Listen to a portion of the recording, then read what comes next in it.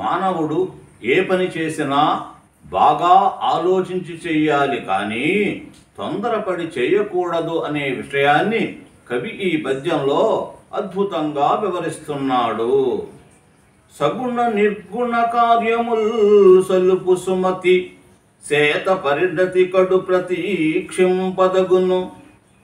పరుష కర్మ విపాకంబు ఫలముదనుక హృదయము దహించు శల్యంబురీతి జగతి.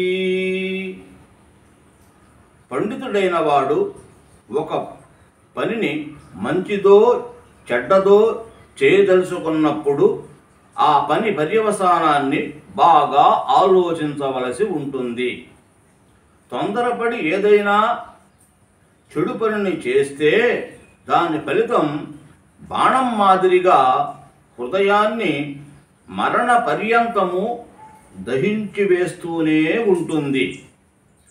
బుద్ధిమంతుడైన వాడు ఏ పని చేసినా, అంటే మంచి పని చేసినా చెడు పని చేసినా, చేయబోయే ముందు దాని పర్యవసానాన్ని, అంటే అది మంచి ఫలితాన్ని ఇస్తుందా చెడు ఫలితాన్ని ఇస్తుందా అన్న విషయాన్ని చాలా జాగ్రత్తగా ఆలోచించుకోవాలి. ఇలా ఆలోచించకుండా పనిని ప్రారంభించకూడదు. ఒకవేళ పర్యవసానాన్ని గురించి ఆలోచించకుండా పనిని ప్రారంభించాడే అనుకుందాం.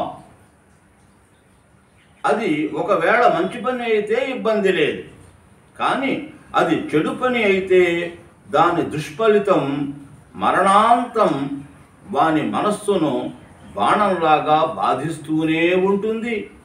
కనుక పర్యవసానాన్ని ఆలోచించకుండా తొందరపడి పనిని ప్రారంభించకూడదని భావము.